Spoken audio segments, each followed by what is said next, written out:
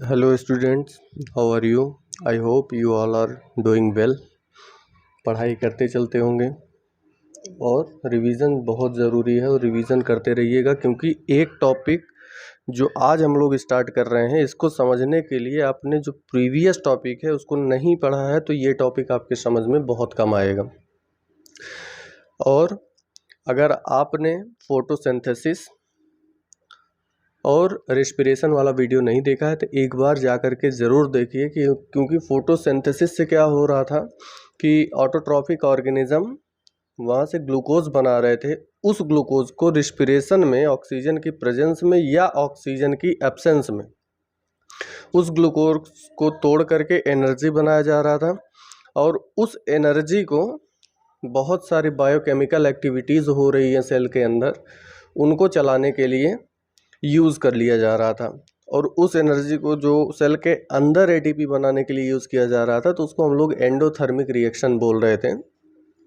तो एक बार वो चीज़ देख लीजिएगा। तो अभी तक हम लोग क्या किए हैं, फोटोसिंथेसिस से ग्लूकोज बनाए, स्टार्च के फॉर्म में प्लांट्स ने अपने फ्रूट्स में सेव किया, उस फ्रूट्स को ह्यूमन बींग्स ने खाया, तो ह्यूमन बींग्स ने अल्टीमेटली उसको डाइजेस्ट किया, ग्लूकोज बनाया। फिर रिस्पिरेशन में क्या किया, उसी ग्लूकोज को तोड़ के वापस एटीपी बनाया गया और ब्लड में डंप कर दिया गया। तो जब ब्लड में आ गया तो अब उसका ट्रांसपोर्ट किस तरीके से करना है, चाहे वो विटामिन्स हो, चाहे वो मिनरल्स हो, चाहे वो ग्लूकोज हो, चाहे वो अमाइनो एसिड हो, चाहे लिपिड हो, फैटी एसिड हो, ग्लिसरॉल हो, वो चीज़ें जो ब्लड में आ चुकी हैं उनका ट्रांसपोर्टेशन किस तरीके से होगा, उस चीज़ को हम लोग यहाँ पे समझेंगे। तो अल्टीमेटली ट्रांसपोर्टेशन को समझने के लिए आपको फोटोसिंथेसिस, उसके बाद रेस्पिरेशन वाले वीडियो को एक बार जा कर के आप प्लेलिस्ट में, क्लास 10th के बायोलॉजी वाले प्लेलिस्ट में जा कर के वो वीडियो देख लीजिए। और उसके बाद हम लोग इस ट्रांसपोर्टेशन को स्टार्ट करते हैं। और ये ट्रांसपोर्टेशन हम देखेंगे कि इसमें मेजर ऑर्गन जो है वो हार्ट है, इन्वॉल्व है। और जैसा कि इसमें लिखा हुआ है कि वी हैव सीन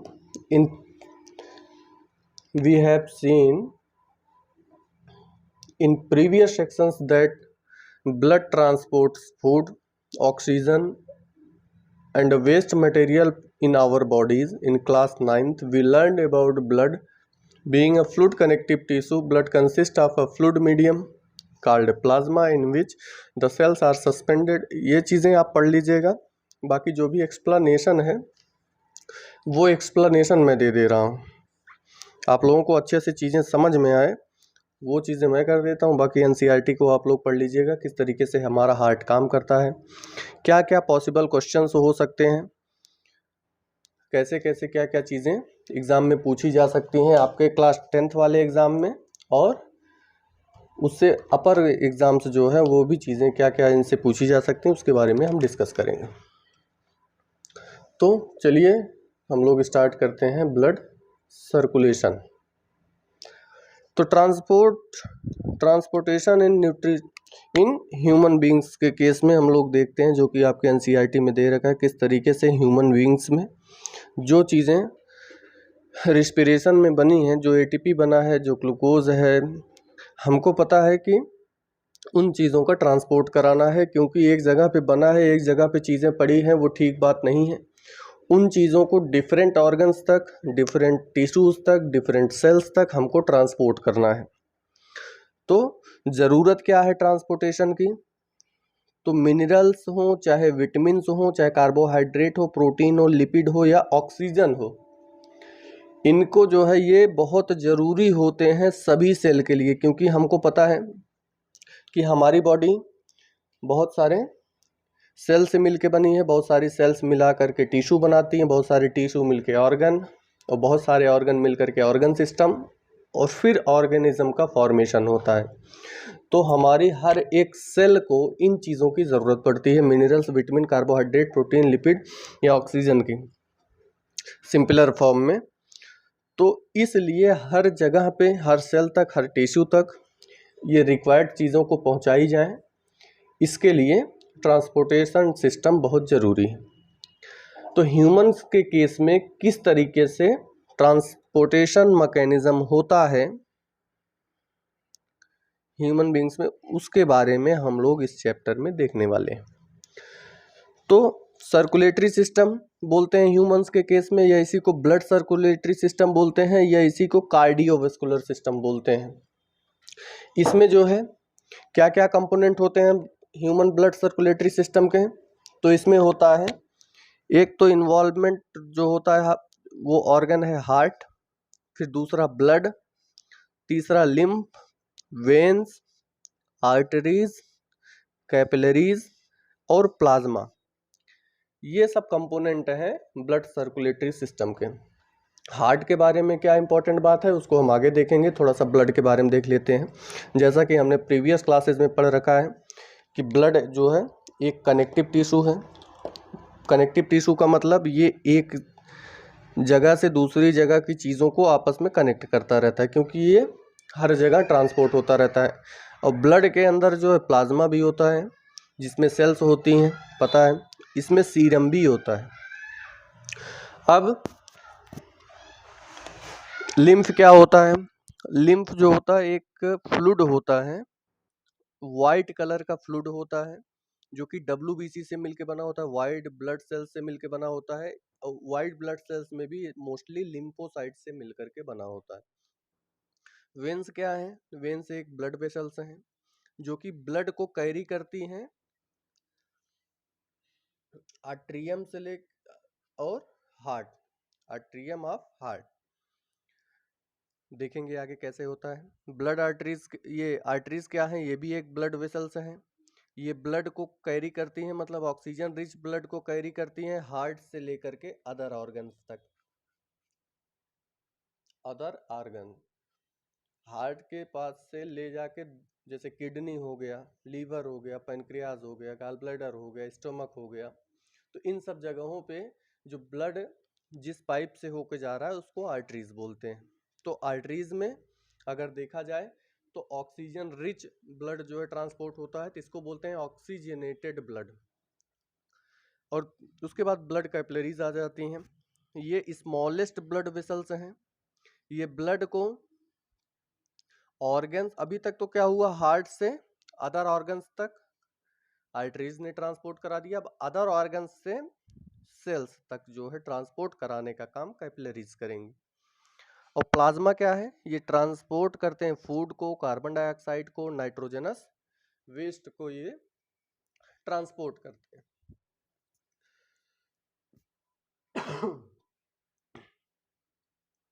अब अगर हम लोग थोड़ा सा हार्ट के बारे में देखें तो कुछ इंपॉर्टेंट टर्म्स हैं हार्ट के बारे में, इसको हम लोग लिख के रखेंगे अपने नोट्स में, एग्जाम के टाइम पे बहुत इंपॉर्टेंट रोल प्ले करने वाला है ये। हार्ट के बारे में देखते हैं तो ये एक मस्कुलर ऑर्गन है, हॉलो है।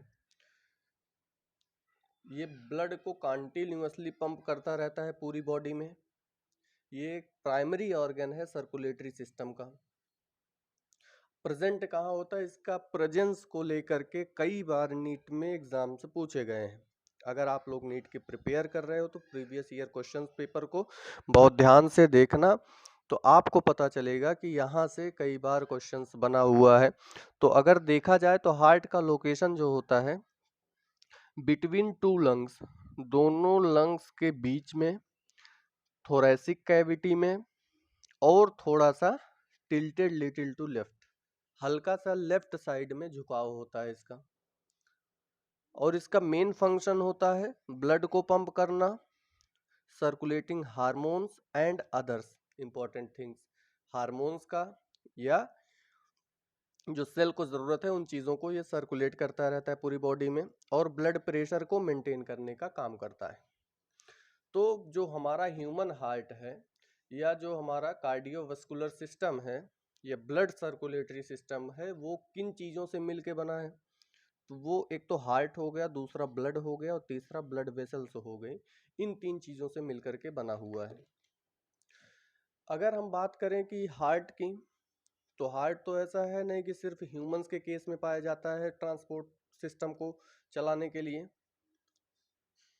हार्ट जो है फिशेस में भी पाया जाता है, बर्ड्स में भी पाया जाता है, एम्फीबियंस में, रेप्टाइल्स में, ह्यूमन बींग्स में, हर जगह हार्ट पाया जाता है। तो थोड़ा सा देख लेते हैं कि किस तरीके से अदर ऑर्गेनिज्म में हार्ट जो है होता है, उनका भी थोड़ा सा हार्ट के बारे में हम लोग देख लेते हैं। एनसीईआरटी में मेंशन्ड है, लाइन टू लाइन ही हम चलेंगे, उससे बाहर कुछ नहीं। तो अगर हार्ट की बात किया जाए फिशेज में या बर्ड्स में या एम्फीबियंस में, मेंढक वगैरह में, या ह्यूमंस के केस में, तो कैसा होता है। फिशेस के केस में 2 चैम्बर्ड हार्ट होता है, 2 चैम्बर होते हैं सिर्फ। बर्ड्स के केस में 4 चैम्बर्ड हार्ट होता है, एम्फीबियंस में 3 चैम्बर्ड होता है, और ह्यूमन बींग्स के केस में 4 चैम्बर्ड हार्ट होता है। फिशेज में 2 चैम्बर्ड का मतलब क्या होता है, 1 एट्रियम होता है और एक ही जो है वेंट्रियम भी होता है। 2 अट्रिया 2 वेंट्रिकल्स होता है बर्ड्स में। एम्फीबियंस में 2 एट्रियम 1 वेंट्रिकल होता है, और ह्यूमंस के केस में 2 एट्रियम और 2 वेंट्रिकल्स होता है। बहुत इंपॉर्टेंट है, ध्यान दीजिएगा इन चीज़ों को, एग्जाम्स में पूछा जा सकता है, कई बार पूछा भी गया है। अब यहाँ पे समझने वाली बात यह है कि फिशेज में या एम्फीबियंस के केस में हम देख रहे हैं कि यहाँ पे 4 चैम्बर्ड हार्ट नहीं है, यहाँ पे 2 चैम्बर्ड है और यहाँ पे 3 चैम्बर्ड हार्ट है। और बर्ड्स और मैमल्स के केस में बर्ड्स और ह्यूमन बींग्स के केस में हम लोग देख रहे हैं कि यहाँ पे 4 चैम्बर्ड है। तो क्या डिसएडवांटेज है 2 चैम्बर्ड या 3 चैम्बर्ड का, और क्या एडवांटेज है 4 चैम्बर्ड का, हम थोड़ा सा इसके बारे में बात कर लेते हैं। जहाँ पे 2 चैम्बर्ड हार्ट है वहाँ पे ऑक्सीजनेटेड और डीऑक्सीजनेटेड ब्लड जो है मिक्सिंग का चांस बहुत ज़्यादा है, और जहाँ पे 4 चैम्बर्ड हार्ट है वहाँ पे ब्लड के मिक्स होने के चांसेस बहुत कम है। प्योर ब्लड और अनप्योर ब्लड दोनों के मिक्सिंग के चांसेस बहुत कम है। कहाँ पे, 4 चैम्बर्ड हार्ट में। जबकि 2 चैम्बर्ड या 3 चैम्बर्ड में क्या है कि ब्लड के मिक्सिंग होने का चांस बहुत ज़्यादा रहता है। ठीक, तो चलिए हम देखते हैं नेक्स्ट कि ब्लड सर्कुलेशन किस तरीके से होता है। तो उसको समझने के लिए मैंने स्ट्रक्चर जो है कुछ इस तरीके से बनाया है ताकि आपको अच्छे से चीज़ें समझ में आ सके। आप बुक से देख करके एक बढ़िया सा खूब अच्छे से जो है प्रैक्टिस कर लीजिएगा और अच्छे से फिगर ड्रॉ कर लीजिएगा।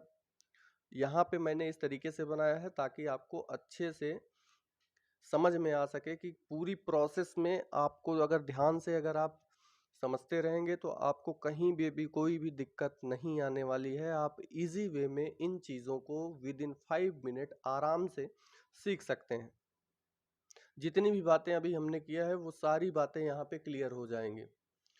तो जैसा कि हम आपसे बार बार बोल रहे हैं कि एक बार आप जा करके रिस्पिरेशन वाला वीडियो ज़रूर देखिएगा, क्योंकि वहीं से जो है बहुत सारी चीज़ें आपकी क्लियर होने वाली हैं। फोटोसिंथेसिस में ग्लूकोज बना है, स्टार्च बना है, फिर डाइजेशन में उसको जो है ह्यूमन बींग्स के केस में उस स्टार्च को जो है खा करके ग्लूकोज बनाया गया है। फिर रिस्पिरेशन में उसी ग्लूकोज को तोड़ करके एटीपी बनाया गया है, फिर वापस उसको ब्लड में डंप किया गया है। अब उस ब्लड में जो डंप हुआ है उसको सर्कुलेट करना है हर जगह पे। उन चीज़ों को समझने के लिए एक बार आप जाके वो चीज़ें प्रीवियस वीडियोस जरूर देखिए। अब हमको पता है कि ऑक्सीजन जो है इन्वायरमेंट में ज़्यादा है in comparison to our body. तो जब हमने ब्रीद इन किया तो ब्रीद इन करने के बाद ये हमारे लंग्स में ऑक्सीजन आ गया, और जैसे ही ऑक्सीजन इंटर किया तो हमको पता है कि एल्वेलाई में गैसियस एक्सचेंज होता है। बहुत सारी ब्लड कैपिलरीज एल्वेलाई में लगी हुई हैं। तो अगर ब्लड में ऑक्सीजन की कंसंट्रेशन कम है और एल्वेलाई में कंसंट्रेशन ज़्यादा है तो एल्वेलाई से ब्लड में ऑक्सीजन आ जाएगा।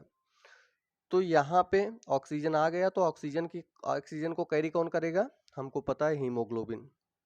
तो हीमोग्लोबिन ब्लड को लेकर आ रहा है। तो यहाँ पे एक पाइप है, ये पाइप क्या करती है, जिसको हम लोग पल्मोनरी वेन बोलते हैं, जो कि लंग्स से कनेक्टेड है हार्ट में। हार्ट में भी कौन से पोर्शन पे, लेफ्ट एट्रियम वाले पोर्शन से ये कनेक्टेड है। लंग्स से शुरू हुई, ओपन हो रही है कहाँ पे, लेफ्ट एट्रियम में। यहाँ पे जितना भी ऑक्सीजन वाला ब्लड था, ऑक्सीजनेटेड ब्लड था, उसको ला करके यहाँ पे डंप कर दिया गया पल्मोनरी वेन के थ्रू। अब इस चैम्बर में बहुत सारा ब्लड जो है भर जाएगा, तो वो ऑक्सीजनेटेड ब्लड होगा। अब लेफ्ट एट्रियम से सटा हुआ ही हार्ट का दूसरा चैम्बर है, जिसको बोलते हैं left ventricle.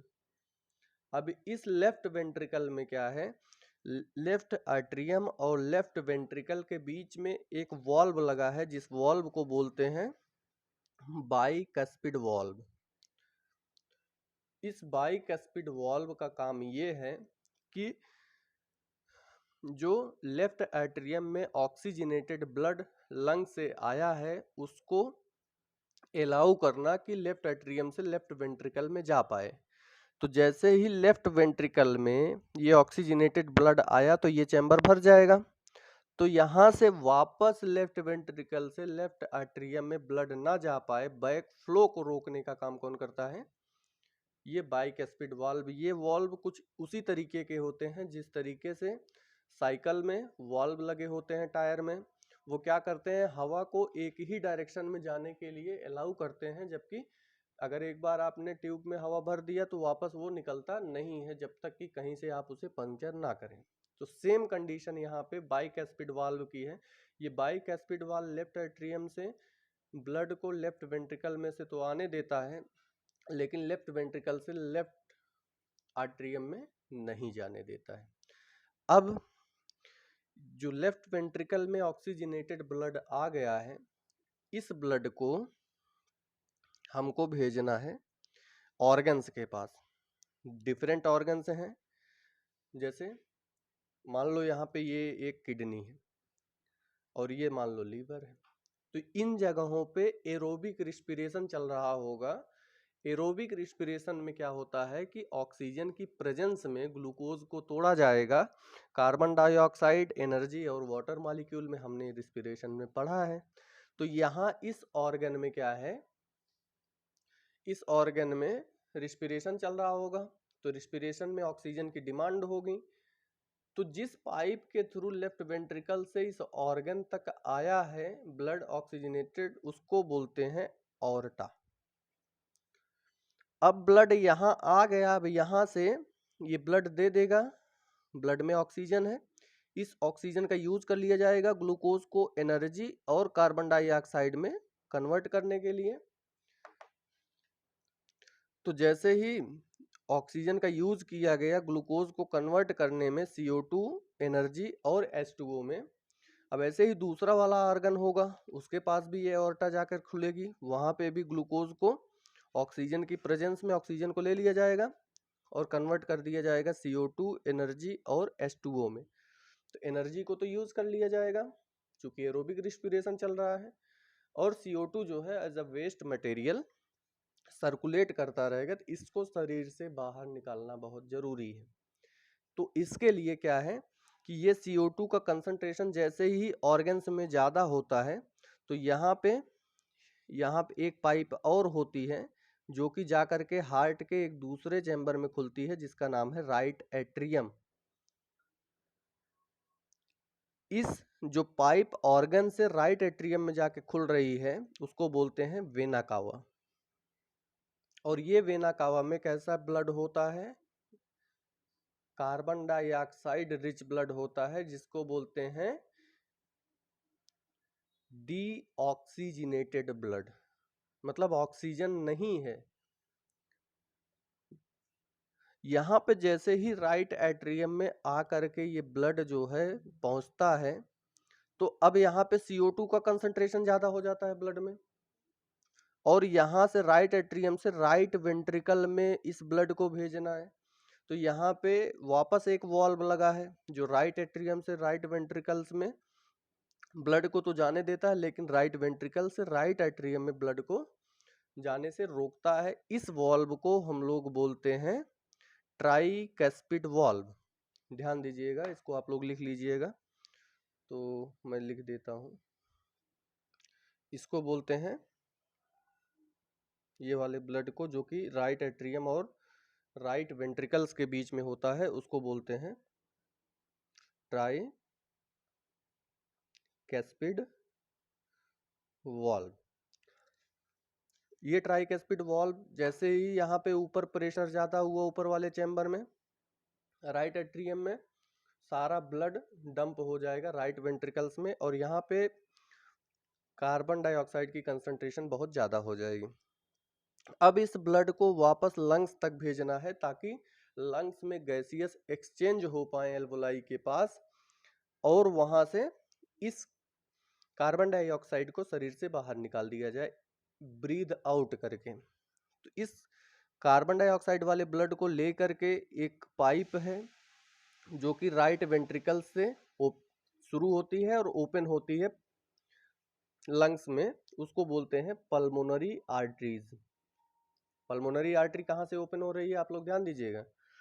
Pulmonary artery right ventricle से कनेक्टेड है और जा करके लंग्स में खत्म हो रही है। यहाँ पे ला के सारे ब्लड को डंप कर दिया जाता है, और यहाँ पे चूंकि एल्वेलाई में क्या है, CO2 का कंसंट्रेशन कम है, और ब्लड में जो है, जो यहाँ पे ब्लड लाया है पल्मोनरी आर्टरी राइट वेंट्रिकल से, यहाँ पे CO2 का कंसंट्रेशन ज़्यादा है, तो हमको पता है कि यहाँ पे डिफ्यूजन की प्रोसेस वर्क करेगी, और डिफ्यूजन में क्या होगा, movement of gases from its higher concentration region to its lower concentration region, इसके वजह से CO2 एल्वलाई मूव करेगी, वहां से बाहर ब्रीद आउट कर देंगे हम लोग, तो बाहर चली जाएगी।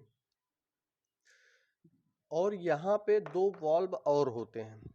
एक वाल्व ये जो हमारी ऑर्टा है, जो कि लेफ्ट वेंट्रिकल से ऑर्गन्स में आ खुलती है, तो यहाँ पे इस लोकेशन पे जो है ऑर्टा होती है कि बैक फ्लो को रोके। ऑर्गन्स में अगर ब्लड आ गया तो ये ब्लड वापस लेफ्ट वेंट्रिकल्स में ना जाने पाए, इसके लिए ऑर्टिक सेमीलूनर वाल्व लगे होते हैं। और यहाँ पे भी एक वाल्व लगा होता है, राइट वेंट्रिकल से अगर ब्लड लंग्स तक जा रहा है तो ये वापस बैक फ्लो करके वापस ना आ जाए इसमें, इसके लिए एक वाल्व लगा होता है जिसको बोलते हैं पल्मोनरी सेमील्यूनर वाल्व। तो टोटल अगर देखा जाए तो हार्ट के अंदर दो वाल्व हैं, एक तो है बाइकैस्पिड वाल्व, एक है tricuspid valve. Bicuspid valve left atrium left ventricle के बीच में है, जबकि ट्राइकैस्पिड वाल्व राइट एट्रियम और राइट वेंट्रिकल के बीच में है। और एक वाल्व जो है लेफ्ट वेंट्रिकल और ऑर्गन के बीच में है, जिसको बोलते हैं ऑर्टिक सेमील्यूनर वाल्व। और एक वाल्व है जो राइट वेंट्रिकल्स और लंग्स के बीच में है, जिसको बोलते हैं पल्मोनरी सेमील्यूनर वाल्व। इस पूरे फिगर को हम लोग बोलते हैं blood circulatory pathway in humans. तो अगर यहाँ पे हम देखें, एक एक चीजें थोड़ा सा हम देखते हैं अच्छे से, शॉर्ट करने की कोशिश कर रहा हूँ, इजी होगा आपको समझने के लिए। वैसे आई होप आपको समझ में आ गया होगा, अगर समझ में नहीं आया है तो वीडियो को एक दो बार आप देखेंगे आराम से अच्छे से बैठ के, सारी चीज़ें क्लियर हो जाएंगी, कहीं से भी कोई दिक्कत नहीं रहेगी। अब जो पल्मोनरी वेन है, पल्मोनरी वेन का काम क्या है, ये लंग्स से शुरू होती हैं और लेफ्ट एट्रियम में आकर के ब्लड को डंप कर देती हैं। बाइकैस्पिड वाल्व का काम क्या है, ये लेफ्ट एंट्रियम से ब्लड को आने देता है लेफ्ट वेंट्रिकल्स में, लेकिन लेफ्ट वेंट्रिकल से ब्लड को वापस लेफ्ट एट्रियम में नहीं जाने देता है। ऑर्टिक सेमील्यूनर वाल्व का काम क्या है, लेफ्ट वेंट्रिकल से ब्लड को तो जाने देगा ऑर्गन्स में, लेकिन ऑर्गन्स से वापस लेफ्ट वेंट्रिकल्स में नहीं आने देगा। उसी तरीके से वेना कावा का काम क्या है, वेना कावा का काम है ऑर्गन्स से ब्लड को राइट एट्रियम तक पहुंचाना। और पल्मोनरी सेमील्यूनर वाल्व का काम क्या है, ये राइट वेंट्रिकल से ब्लड को लंग्स तक जाने देना, लेकिन लंग्स से वापस राइट वेंट्रिकल्स में आने से रोकता है। और उसके बाद आता है पल्मोनरी आर्टरीज। पल्मोनरी आर्टरीज का काम क्या है, राइट वेंट्रिकल से ब्लड को लंग्स तक ले जाना। तो ये इंपॉर्टेंट चीजें हैं 22। अब यहां से इम्पॉर्टेंट क्वेश्चंस क्या बन सकते हैं? इम्पॉर्टेंट क्वेश्चंस ये हैं कि यहाँ पे फिशेज में एक एक तो इम्पॉर्टेंट क्वेश्चन यहाँ से बनेगा, फिशेज में किस तरीके का हार्ट पाया जाता है। आंसर दे दिया जाएगा आपको, 4 ऑप्शन दिया जाएगा, 2 चैम्बर्ड, 3 चैम्बर्ड, 4 चैम्बर्ड, 5 चैम्बर्ड। तो आपको पता होना चाहिए फिशेज में कैसा हार्ट होता है, 2 चैम्बर्ड। ऐसे ही बर्ड्स, एम्फीबियंस, ह्यूमंस के केस में पूछा जा सकता है। एम्फीबियन न लिख करके हो सकता है आपसे पूछ लिया जाए कि फ्रॉग में जो है कितने चैम्बर्ड हार्ट होता है, तो आपको पता होना चाहिए कि वो भी एम्फीबियंस में ही उसको रखा गया है, तो उसमें भी 3 चैम्बर्ड हार्ट ही होंगे। और उसके बाद आपसे पूछा जा सकता है कि ऑक्सीजनेटेड ब्लड जो है ये कौन कौन सा ऐसे आर्टरीज हैं या वेन्स हैं जिसमें जो है ऑक्सीजनेटेड ब्लड रन करता है। तो ऑक्सीजन रिच ब्लड किस में रन कर रहा है? एक तो पल्मोनरी वेन में और दूसरा ऑर्टा में। और एक क्वेश्चन पूछा जा सकता है कि डीऑक्सीजनेटेड ब्लड कहाँ कहाँ किस किस आर्टरीज या वेन्स में जाता है। तो आपको पता है कि जो आर्टरीज होती हैं, एक तो वेना कावा हो गया और दूसरा पल्मोनरी आर्टरी जिसमें डीऑक्सीजनेटेड ब्लड है। और क्वेश्चन आपसे पूछा जा सकता है कि ऐसी कौन से वेन है जो हार्ट लंग्स से लेफ्ट एट्रियम में ओपन होती है, तो पल्मोनरी वेन। ऐसी कौन सी ऑर्टा है जो लेफ्ट वेंट्रिकल से ऑर्गन्स तक ब्लड को ले जाती है, तो ऑर्टा है। ऐसा कौन सा आर्टरीज हैं कि जो ऑर्गन से राइट एट्रियम में ओपन होती हैं, तो वेना कावा है। वैसे ही पल्मोनरी आर्टरी राइट वेंट्रिकल से ब्लड को ले जा करके लंग्स में पहुंचा देती है। बाइकैस्पिड वॉल्व कहाँ होते हैं, ट्राइकैस्पिड वॉल्व कहाँ होते हैं, ऑर्टिक सेमिल्यूनर वॉल्व क्या होते हैं और पल्मोनरी सेमिल्यूनर वॉल्व क्या होते हैं, इनके बारे में आपको पूछा जा सकता है। ये सब कुछ इंपॉर्टेंट क्वेश्चंस रहे जिसको हम चैप्टर कंप्लीट होने के बाद एक बार डिस्कस करेंगे। अगर हम इसको इन शॉर्ट देखें कि विद इन 1 मिनट अगर हमको समझना हो कि पाथवे को, तो कैसे हम लोग करेंगे। तो इसके लिए क्या है, बहुत ही सिंपल इजी वे में ऑक्सीजन का कंसंट्रेशन बाहर जाता है, हमने ब्रीद इन किया, वो ऑक्सीजन लंग्स में गया।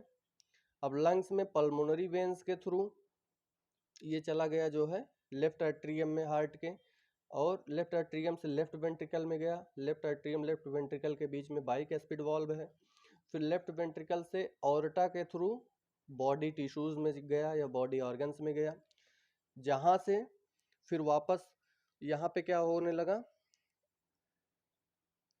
बॉडी टिश्यूज में क्या चल रहा है, रिस्पिरेशन चल रहा है।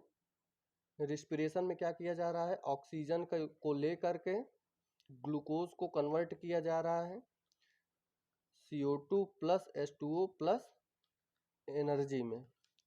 चूंकि यहाँ पे CO2 बढ़ रहा है, तो अब इस CO2 को ब्लड में डंप कर दिया जाएगा, और चूंकि CO2 ब्लड में ज़्यादा होने की वजह से डीऑक्सीजनेटेड ब्लड हो जाएगा। तो vena cava body tissue body organ से क्या है, कनेक्ट करती है राइट एट्रियम में।